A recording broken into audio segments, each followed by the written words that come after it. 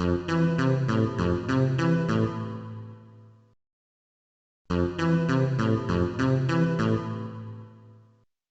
move now to our second panel. Our second paper. What does petitioning in the 20th century show us about the relationship between Parliament and people?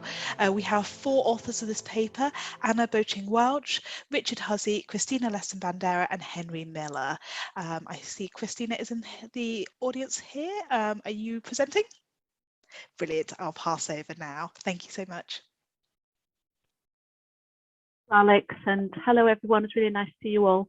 And that was such an interesting paper, Akraf. Mine is completely different. It was really, really interesting, and I would love to hear more about it actually. So I'm presenting a paper on behalf of my colleagues. So I'll just share my screen now. So our paper is part of a much wider, very big project that I'll tell a little bit more about in a minute. And it really is just a very initial presentation of some interim results and reflections. And in this paper and the blog post that we did, we focus on the question, what does petitioning in the 20th century show us about the relationship between people and Parliament? And the paper is part of a project that is looking at petitioning across all of the 20th century, which for us political science, politics people, it sounds enormous. But fortunately, I'm doing this with 3 colleagues who are from history. And actually, it's been really interesting because my colleagues, they are used to this sort of thing. So for them, it's just straightforward approach. So it has been a very interesting learning path for me, actually, how to approach politics from a historical approach. And we're looking at where did petitioning happen, about what, to whom, and how. So how were petitions presented? So like the material presentation of petitions, but where to, and about which topics. And it is very much following a historical approach. And so our methods of analysis are very much historical analysis. And that's the bit where I've been struggling a bit and getting to grips and bringing my politics side to it. So it's mainly been archival analysis plus oral history interviews. So oral history interviews, if you've never done them, they are much more in-depth and longer than our normal interviews that we do. And they're trying to capture really the people's lives at the time that we're studying. So trying to get people who lived in the 20th century who can tell us about what was happening then, which, you know, we have found quite a few people, but we also have partnership with places like the History of Parliament Trust and that sort of institutions who also have archives of interviews that we've been using it. And to me personally, because I come from politics side, the thing that's been most interesting has been this idea of the difference between petitions in the system and petitions in the wild. So from my own research in petitions, I've known for a long time that petitions to Parliament in the 20th century wasn't really a big thing, and I'll talk to you more about that in a minute. But what we have found is that actually that doesn't mean petitions didn't exist, and that's something that's always puzzled me, because I know from my own research that like public opinion polls and that sort of thing, you know, big books on participation that we have from the 20th century always show very high percentage of people who say they have done petitioning, they have signed petitions, that sort of thing. So why do they disappear from Parliament? And so this is the idea, the contrast between petitions in the system and in the sort of the formal authorities, formal institutions, and petitions in the wild, so petitions outside formal institutions. So the starting point here is basically this graph. So this graph shows the decline of petitions to Parliament in the UK. And it's, you know, I don't need to say anything about it really. You just look at it and see, yeah, there's a clear decline. If I showed you a graph of petitions in the 19th century, so over here or over here, 21st century, you'd see huge numbers. So 19th century was a century where there's huge numbers of petitions to the UK Parliament with millions and millions of signatures, and you have, you know, big campaigns like the Chartist campaign, but also, of course, Votes for Women campaign, that sort of thing, which you see a little bit of that actually at the beginning of the 20th century still.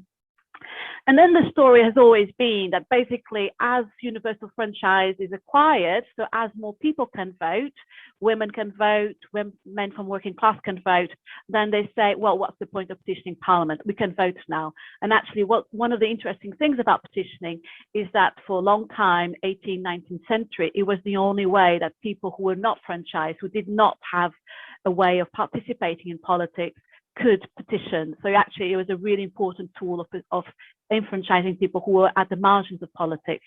But of course, the 20th century is a century where we establish representative democracy, mass parties, and all of that. So people get involved in different ways. And so that's, you know, a story well told, end of story, that's it, move on to the 21st century, which is a lot of my research has been about that.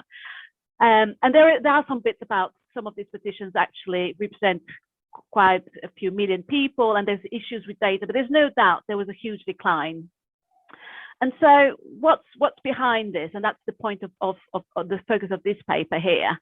And the more we look, the more we saw actually there is a lot of petitioning happening. It's just it's not happening in Parliament.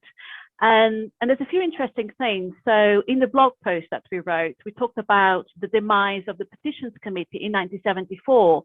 So those of you familiar with the UK system of petitioning, you'll know that there's a new petition system since 2015. And I believe the clerk of that petition was in the audience earlier, so I better not say anything wrong. So that petition exists since 2015, to deal mainly with e-petitions, but not necessarily just with e-petitions. So obviously the e-petitions is a big thing now. But we had actually a petitions committee in the House of Commons before that. We had a committee that had played a very important role in previous centuries in recording petitions and making sure they were, you know, processed and all of that. But come to the 1970s, there's a sense that there's hardly any petitions coming in. They only meet, the committee only meets like 4 times a session, so there's no point of having one. And so at their instigation, there is an inquiry into what should we do about that. But actually the chair of the Petitions Committee, what they would like would be more to give more powers to the committee, so that the committee could have more powers of investigation and do more with it.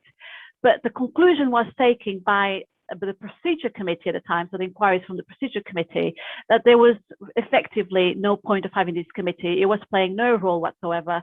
So from 1974, we don't have a petitions committee anymore until 2015 when it's reintroduced. We have then members of that committee coming up, you know, in debates in the chamber, like this member in 76, for 2 years after the committee was disbanded, to say that they wanted to have more power, which would make public petitions worthwhile, but the powers and authority. So he very much criticizing the party whips that they thought actually there was no point of that committee. And with everything happening in the 70s, there's a bit of a sense of feeling that actually it was a way of the party whips, of those in power, thinking, let's not bring that trouble into Parliament, let's keep it outside. And yeah, and if you look outside, petitions did not subside during the 20th century by any means. So we see petitioning, in fact, sort of developing and expanding ever more. I've got 3 very different examples here, from schoolgirls doing petitioning to be able to wear trousers in school rather than skirts, just skirts, to international petitioning about apartheid or you know, environmental petitioning, all of that, to actually, I love this petition down here. I hope you can see this photo of wives of fishermen from South Shields in the northeast of England, who marched down to London, to Downing Street, to protest about cheap imports of frozen fish. And these were the wives of the fishermen who organized themselves, got 16,000 signatures, and went down to Downing Street and started shouting at the Prime Minister. So, and we have loads of examples like this happening. So what happened was that petitioning, it shifted. So it went into the wild, it shifted to everywhere, you know, voluntary organizations, schools, pressure groups, protest groups. It actually became a very important tool for campaigning. Now, they were not necessarily doing the petitioning thinking they will get straight away an outcome, which is an internal discussion point about petitions. They were very much doing petitioning as a form of campaigning, to building up their campaigns, which really kicked off and developed in the 1970s. And so what we see is that petitioning shifted away from Parliament. And, you know, as a Parliament scholar, I actually think it's a quite sad story, because it just shows it's a wasted opportunity, which fortunately we've regained in the 21st century. And believe me, the public are making the most of it now, and Parliament is right in the middle of that petitioning campaigning.